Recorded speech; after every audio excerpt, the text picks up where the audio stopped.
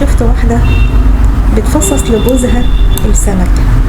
انا مش عارفة يعني هو ما عندوش ايد يعني يفصص لنفسه؟ انا مش عارفة ايه الدلع ده يعني. قولي مثلا لو طفل صغير هتفصص له ماشي في الطبق، انما بقى تقعد تفصص لجوزها السمكية عشان ما يجيش قشر في ولا شوكة في بقه.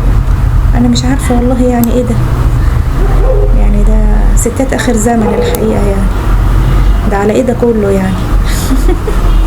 حاجة تضحك والله. وبعد كده لما يضربوا بالجزمة ولا يتشتموا من جوازهم يقعدوا يشتكوا. ما انت اللي عودتيه على كده يا أمورة. يلا ضع الخلق للخالق. دي بس حتة كده على الماشي استفزتني بس على النت. المهم، ازيكم يا حبايبي، عاملين ايه؟ يا رب تكونوا بألف صحة وخير. النهاردة بقى عايزين نعمل سمك.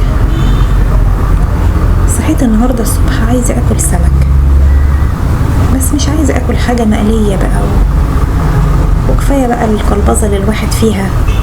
عايزين نعمل حاجة خفيفة كده من غير بقى ولا زيت كتير، ويبقى طعمها حلو برضه. النهاردة جبت سمك بلطي وقلت عايزة اعمل لهم سمك بلطي.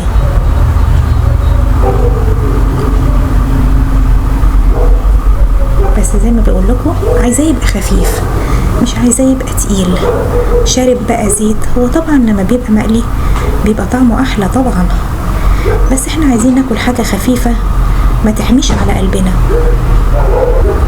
وعشان الواحد ما يقلبص اكتر ما هو متقلبص يعني.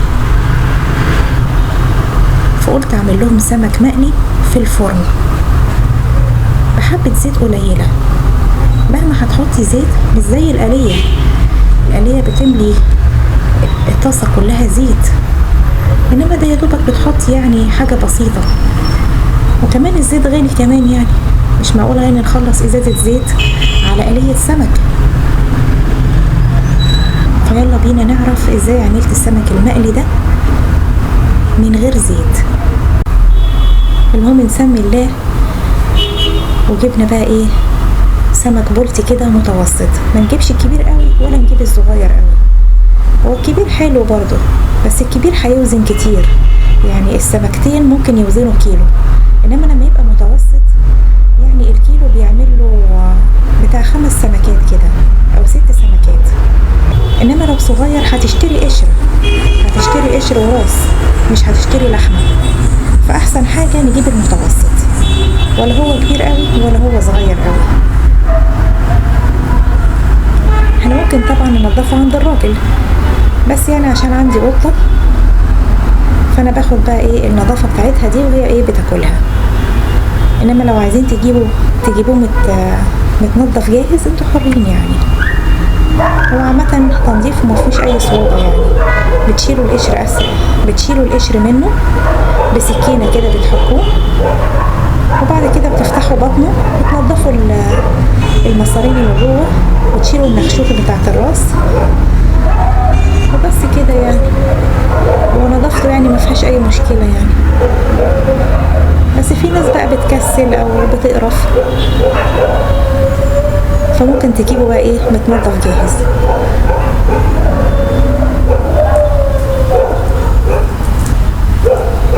واهم حاجة بس نشيل القشرة بتاعته دي عشان لو اكلنا بقى الجلدة بتاعته تبقى نضيفة وزي الفل. نبتدي ننضف بس القشر الاول وبعد كده نفتحه مرة واحدة. طبعا ناخد بالنا اهم حاجة الحوض بيتسد من القشر دوت، فننضف الاول القشر كويس ونشيل القشر من الحوض عشان ما يتسدش، وبعد كده نبتدي نفتح السمكة. احنا كده نضفنا القشر كويس.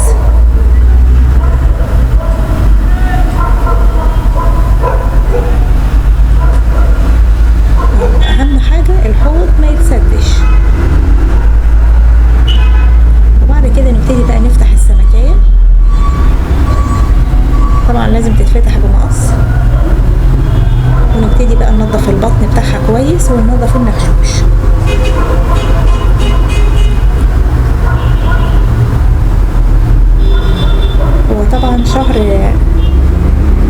12 وشهر 1 بيبقى فيه سمك، بيبقى فيه بطارخ دلوقتي في السمك، بس هو الحقيقة يعني دوت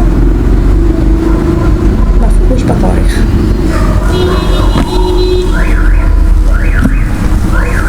انما هو عامة من البطارخ بتبتدي بشهر 11، شهر 11 و12 و1 ولغاية نص 2، وبعد كده ما يبقاش فيه يعني بطارخ.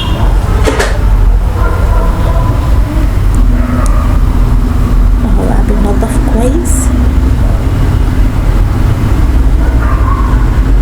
وننضف النخشوش كمان كده.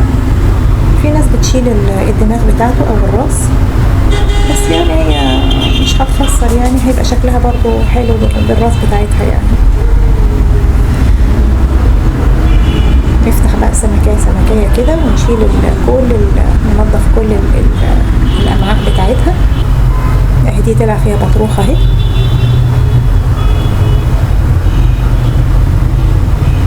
ونشيل اللي هو النخشوش. ويا ريت بس ملحوظة بس كده علشان نظافة السمك دي، قبل كده اديت الامعاء بتاعت السمكة دي وهي نية للقطة، فالقطة ماتت. فانا يعني ما كنتش اعرف الحقيقة ان الامعاء دي مسممة وهي نية. فلازم لو عايزة تأكلي قطة مثلا عندك او قطة شارع، تسلقي لها الاول الامعاء دي في حلة كده، يعني ما تبقاش يعني محتاجاها، يعني تروحي سلقها لها كده في شوية مية. اهم حاجة انها تكون مستوية وانها تبقى على النار، يعني تاخد النار، لانها وهي نية كده لو اكلتها بتتسمم. فانا الحقيقة ما كنتش اعرف الحكاية دي، فيعني ربنا يسامحني على الحكاية دي. بس انا لما عرفتها الحقيقة بعد كده، اي امعاء عندي من السمك او اي نظافة سمك لازم اسلقها الاول قبل ما اديها لاي كائن، سواء قطة او كلب او اي حاجة. انا الحقيقة مش عارفة ايه سبب الحكاية دي، ان الامعاء لو اتاكلت نية للقطة او الكلب انها بتسممه. فلو حد عارف الحكاية دي يقولها لي يعني. مش عارفة يعني ايه سبب الحكاية دي، بس يعني الاضمن يعني ان احنا لو عايزين ناكل الامعاء دي لقطة او لكلب، ان احنا نسويها له الاول على النار، بحيث لو في اي سم اي حاجة في الامعاء دي ساعتها بيبقى يعني بيروح بقى مع النار، وساعتها بتاكله ما بيجرالهاش حاجة. حرام يعني، عشان دي بس يعني روح يعني. فياريت يعني لو عايزة تأكلي اي قطة ولا حاجة، او ممكن بقى يعني بلاش تأكليها الحاجات دي اصلا خالص. انما لو عايزة تأكليها فلازم تسلقها لها الاول قبل ما تديها لها.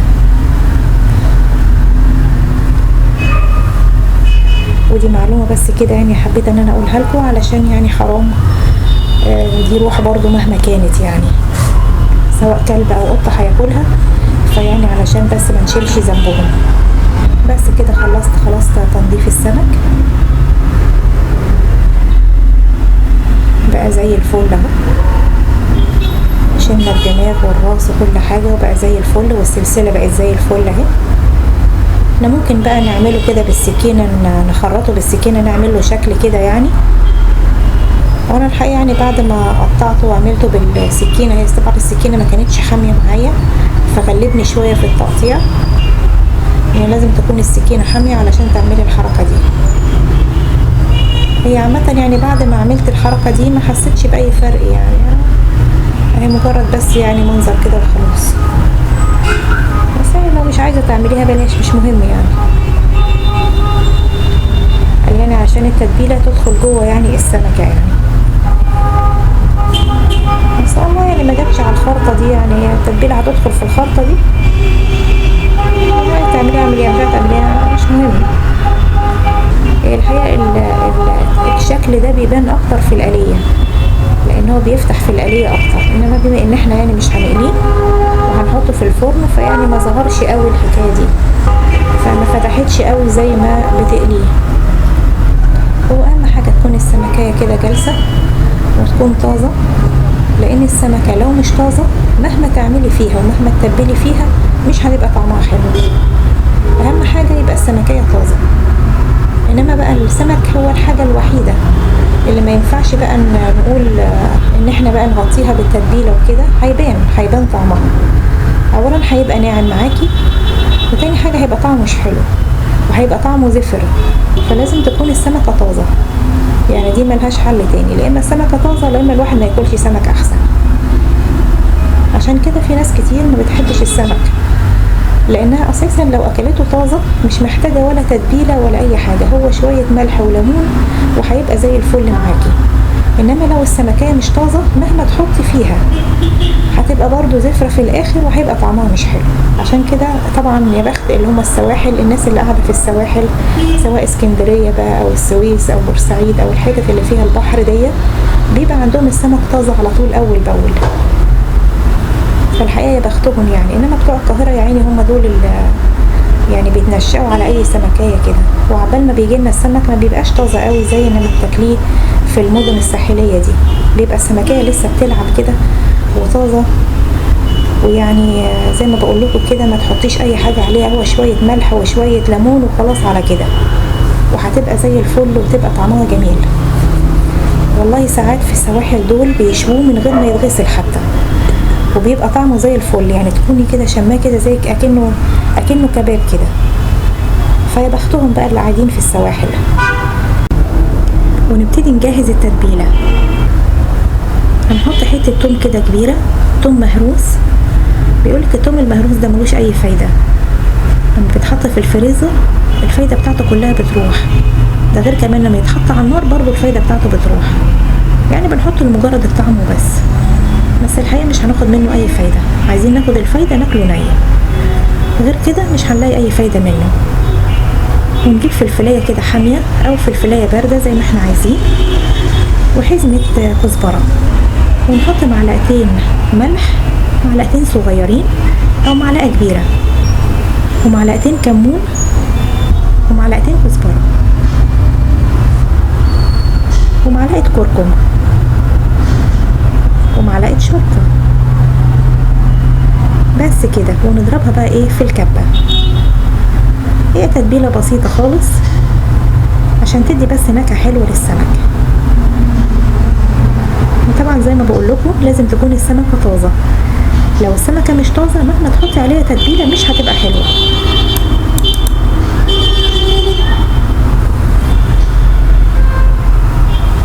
اهو شايفين التتبيله اهي.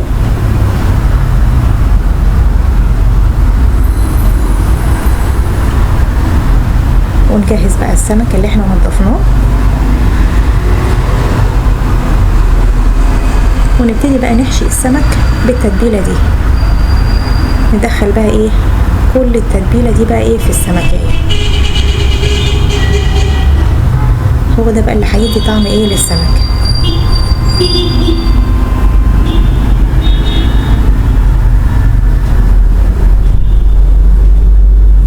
هنحط السمكه من جوه ومن بره كده،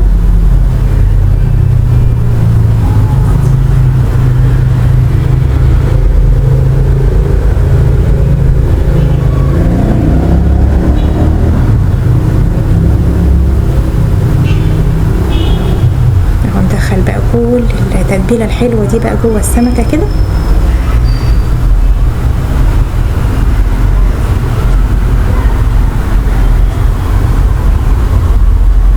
عشان بقى ايه السمكيه تبقى طعمها حلو.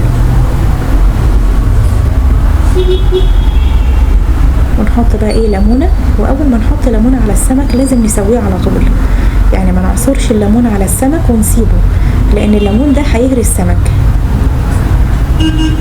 فاول ما نعصر الليمون على السمك على طول نسويه، نحط ليمونتين كده، نعصر ليمونتين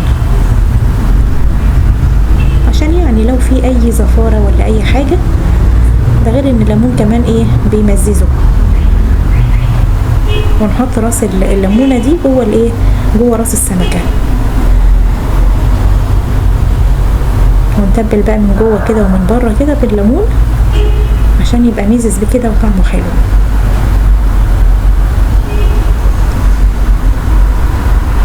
ونجيب شويه دقيق، ونجيب الخلطه بقى اللي احنا عملناها، كنا سايبين حبه كده منها، هنحطها ايه جوه الدقيق، عشان الدقيق بقى من بره كمان ياخد من من التتبيله اللي احنا عملناها. يعني مش معنى ان احنا يعني هنحطه في الفرن ما نعملوش بالدقيق. هو في ناس بتعمله بس زيت وليمون بس كده، انما لا، احنا ممكن بقى نحط شويه دقيق كده عشان يبقى الجلده مقرمشه وطعمها حلو. قال يعني قليينه، بس هو طبعا مش هنقلي ولا حاجه، زي ما بقول لكم كده احنا مش ناقصين كلبظه، فنعمل الحاجه كده خفيفه وهتبقى برضو طعمها حلو. وكل دي بقى حيل باقي علشان تخلي الجلده حلوه كده ونستغنى عن الزيت الكتير بتاع القليه. حطينا برضو كزبره كده مع الدقيق بحيث ان برضو يدي طعم حلو للسمك. وهنمسك بقى كل سمكية كده ونعملها بخلطة الدقيق الحلوة دي. طبعا في ناس بقى ممكن تقليه، انما احنا طبعا مش عايزين نقلي بقى ونعمل زيت كتير ونخلص الزيت ويبقى السمكية تقيلة في القلية كده وتحمي على قلبنا وعلى احنا نحطها في الفرن كده، وهتبقى برضو طعمها حلو وهتتاكل وهتبقى زي الفل. اهو نعمل بقى كل السمك بالطريقه دي. في ناس بتحط تتبيله الدقيق دي جواها كده، ممكن تحطي او ممكن ما تحطيش.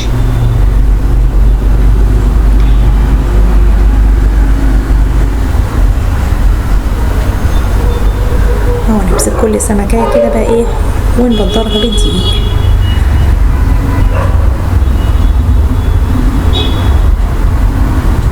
يعني كل دي حيل علشان بس نمنع ان احنا نقلي بقى ونعمل. يعني في حاجات كتير ممكن ان احنا نعملها بحيث ان احنا تجنبنا ان احنا نقليه اصلا، وبرضه هيبقى السمكية طعمها حلو.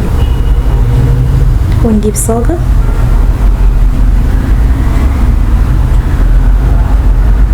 ونحط ورقة زبدة. طبعا لو انتي مش عايزة بقى تنضفي الصاجة من السمك، لان طبعا السمك بيبقى ليه بقى اوحش حاجة في السمك لما نيجي نعمله الزفارة بقى بتاعت التنظيف والقلية والحاجات دي كلها. حتى لو حطيناه في الفرن في صاجة، الصاجة بقى بيلزق فيها كمان السمك، فبيبقى تنظيفه غلس شوية. فعلشان بقى ما نقعدش ننظف ونعمل، فبنخلص نفسنا ونجيب حتة ورقة زبدة ونعملها بالزيت كده بحيث انها ما يلزقش فيها السمك. واول ما نخلص بقى تنظيف، اول ما نخلص تسوية السمك بنروح رامين ورقة الزبدة دي. وطبعا الصاجة بعد كده هتبقى نظيفة، يعني يا دوبك تغسليها على طول. فدي حاجات يعني اسهل من ان انت بقى لسه تقعدي تنظفي الصاجة من السمك. ونحط بقى حبة زيت حلوين كده من فوق الوش، مهما حطينا مش هيبقى زي برضو القلية. ونقلبها الناحية التانية كده بحيث انها تبقى من قدام، من الوش والظهر كلها متشربة كده زيت. يعني مش معنى ان احنا هنحطها في الفرن يبقى طعمها كده من غير زيت خالص، لا، احنا هنحط برضو زيت.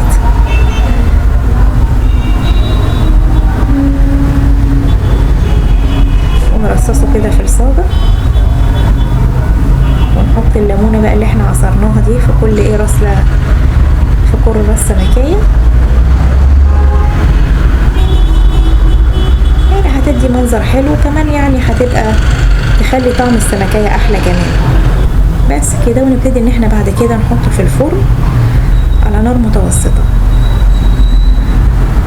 لغاية لما يجي بقى استوى كده واتحمر من فوق ومن تحت.